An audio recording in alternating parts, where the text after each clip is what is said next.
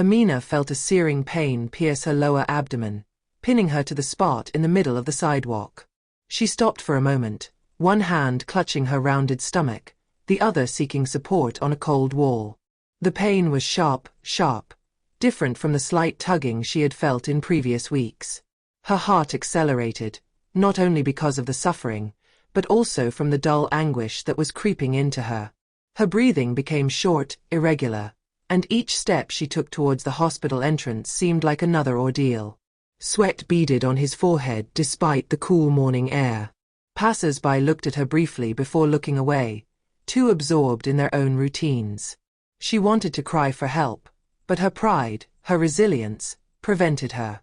Pushing open the heavy swinging doors of the emergency department, Amina was immediately hit by the familiar smell of disinfectants and the hum of anxious conversations.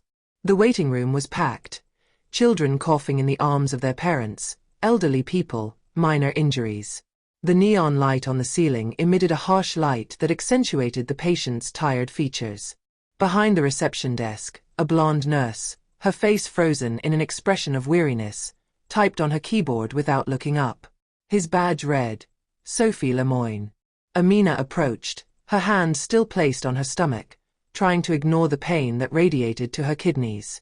"Excuse me," she whispered, her voice trembling, almost strangled by the effort.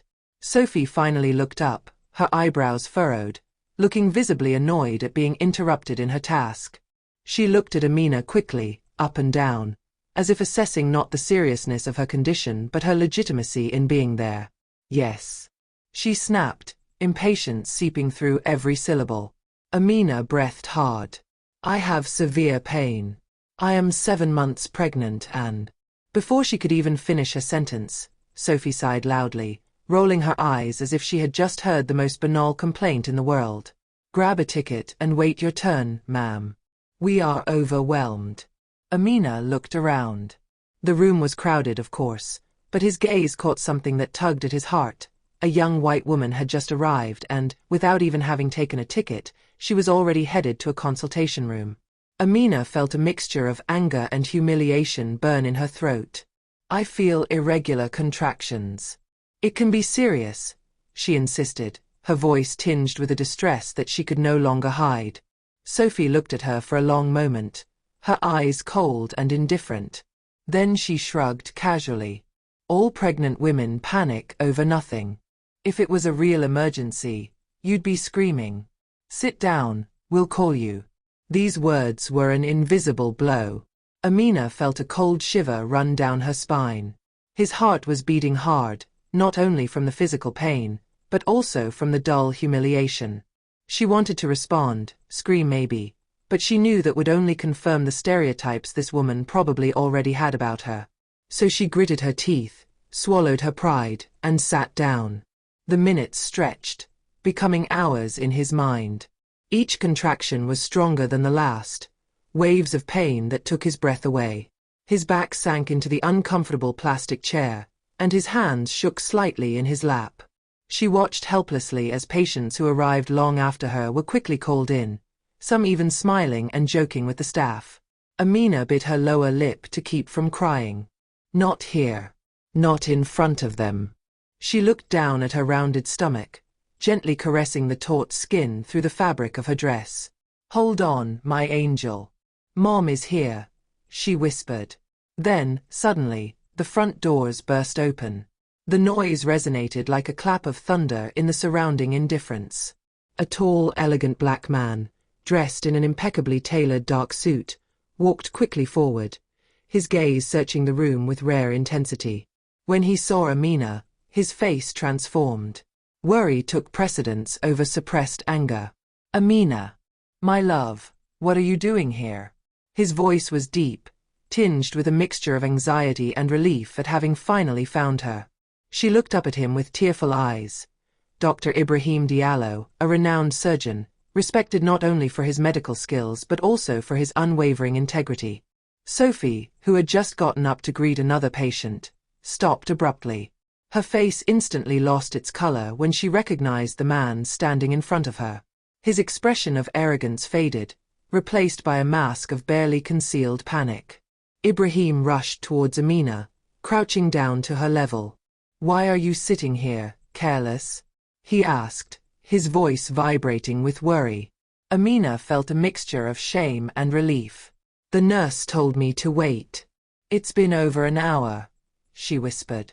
Ibrahim slowly turned his head towards Sophie, his gaze becoming as sharp as a razor blade. His eyes, usually soft and calm, reflected a controlled coldness, a suppressed anger ready to burst out at any moment.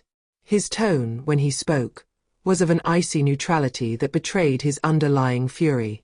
"Is that true?" he asked in a calm voice, but with an intensity that made the nurse shiver. Sophie attempted an awkward smile, her trembling hands betraying the panic that was beginning to overcome her. "Dr. Diallo, I didn't know that," he interrupted abruptly, his voice rising slightly, not to shout, but to make sure each word resonated in the heavy silence of the waiting room. "That it was and women. Really? So if it wasn't my wife, how many more hours could she have suffered here? Until it's too late?" A murmur ran through the room, indignant whispers mixed with glances exchanged between the patients present. The nurse, unable to meet his gaze, looked down, her face crimson, stammering incoherent apologies. "No. There are a lot of people," she tried weakly. Ibrahim slowly crossed his arms over his chest, taking a deep breath to contain the anger that was brewing within him. He took a step forward, reducing the distance between himself and the nurse, then addressed her, but above all to the whole room, in a clear and strong voice. "There are a lot of people, it's true. But why did I see at least 3 patients arrive after her and be taken care of immediately? For what?" The silence that followed was deafening. All eyes were on Sophie, confronting her with a truth that she could no longer avoid. An elderly woman in the corner nodded in agreement, and a young man whispered in a low voice, "That's true, I saw it too." Sophie opened her mouth, but no coherent words came out. His defense was wavering, crushed by the evidence and the growing tension. Ibrahim took a deep breath, regaining apparent calm, but his voice remained implacably firm. "Your role is to care, not to judge. It's not your place to decide who deserves early attention based on what? Appearance, skin color, the level of comfort you feel seeing a familiar face." He paused, letting the weight of his words sink into everyone's minds. Then he added, in a cutting tone, "I will personally ensure that this negligence is reported to management. Waiting for, take my wife to the gym immediately." The nurse, pale, nodded hastily and called a stretcher-bearer. Amina, despite the pain that still went through her, felt overcome by a mixture of relief and pride as she watched her husband defend his dignity with such force. A few minutes later, Amina was installed in a room, under the careful supervision of a caring doctor. The exams were quick and precise. The ultrasound revealed that the baby was fine, but the stress and pain had taken their toll. It was not only his body that had been abused that day, but also his dignity. The next morning, the incident quickly spread around the hospital. Sophie Lemoine was summoned by management to explain herself. What could have remained a simple internal news item took on another dimension, because several patients present the day before spoke up. Some wrote letters to management, others published testimonies on social networks, denouncing the favoritism and obvious discrimination of which Amina had been a victim. The scandal grew, forcing the administration to react. Ibrahim, faithful to his principles, did not demand Sophie's dismissal. He knew that focusing on one person wouldn't solve the systemic problem. However, he demanded that an internal investigation be carried out into the hospital's discriminatory practices. He proposed, with unwavering firmness, the establishment of compulsory training on equal care and the management of unconscious bias for all medical staff. This initiative resonated well beyond the walls of the hospital. The incident became a catalyst for broader change. Discussions were opened about discrimination in health services, patients shared their experiences, and a wave of awareness emerged.